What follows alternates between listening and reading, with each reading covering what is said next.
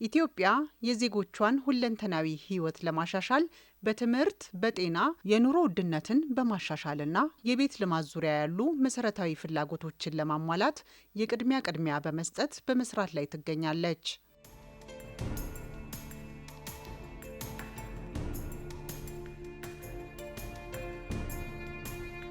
በሀገሪቱ የትምህርት ጥራትን ለማሻሻልና ተደራሽነትን ለማስፋት በርካታ ስራዎች እየተሰሩ ይገኛሉ።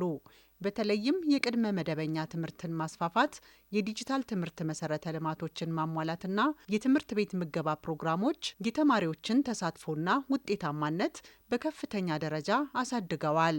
የትምህርት ዘርፉን ለማሻሻል አዳዲስ ስርዓተ ትምህርት መቅረጽ፣ የሀገር አቀፍ ፈተናዎች አሰጣጥ ማሻሻያና የቴክኖሎጂ ትስስር ስራዎች ተጀምረዋል። ባለፉት 7 ዓመታት 35,000 መዋዕለ ሕጻናት የገነባ መንግስት ነው።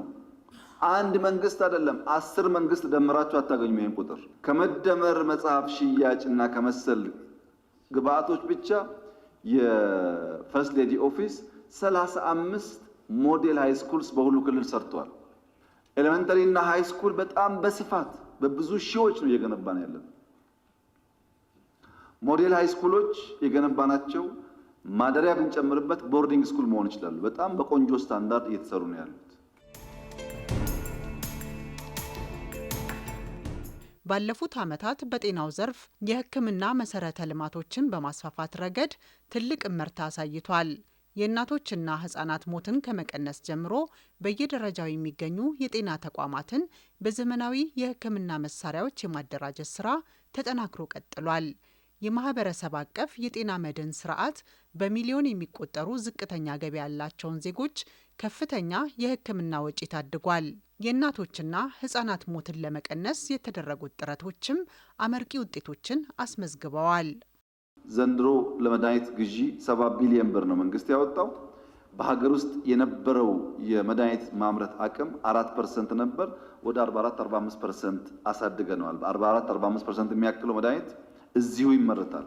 የሕክምና መሳሪያዎች ከ60 ቢሊዮን በላይ ነው ያወጣነው። ብዙ መሳሪያዎች እያስገባን ያለነው። አጠቃላይ በማህበራዊ ዘርፍ ጅማሮቻችን በአጭር ጊዜ ውስጥ ውጤት የሚያሳዩ ስላልሆኑ አበክረን መስራትና ውጤታማ ማድረግ ይጠበቅብናል።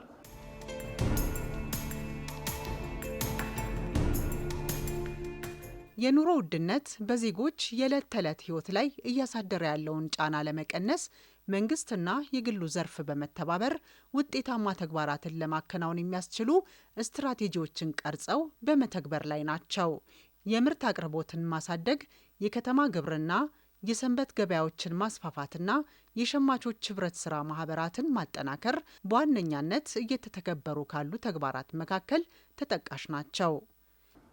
ዋጋ ለማረጋጋት ስራ ልንሰራ ይገባናል ብለን እዚህ ፓርላማም አንስተን ሰፊ ስራ ሰርቷል። ለምሳሌ የእሁድ ገበያ ከ2000 በላይ ማድረስ ተችሏል። ምርታማነት በብዙ ሴክተሮች አድገዋል። ድጎማ ተጨምሯል። ኢንፍሌሽን ኢትዮጵያ ውስጥ ሊቀር አይችልም። 10% እድገት እያመጣን ኢንፍሌሽንን ዜሮ ማድረግ አንችልም። መጠበቅ የለባችሁ። ጤናማ በሆነ መንገድ ሲንግል ዲጂት ከሆነ ከእድገታችን ጋር የሚሄድ ከሆነ አይቀሬ ነው።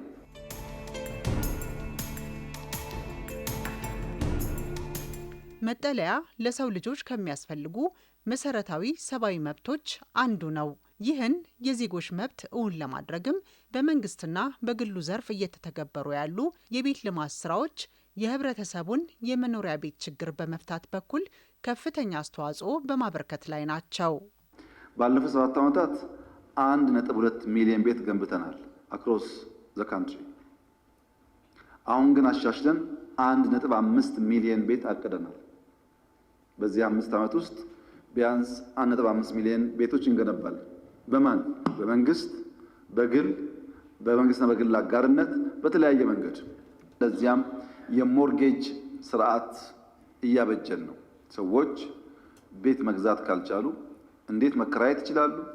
እንዴት ከገበያቸው እየከፈሉ በረጅም ጊዜ ውስጥ የቤት ባለቤት መሆን ይችላሉ የሚለውን ጉዳይ መንግስት እየሰራበት ይገኛል። ተባብረን ማሳካት የሚገባን ጉዳይ ነው።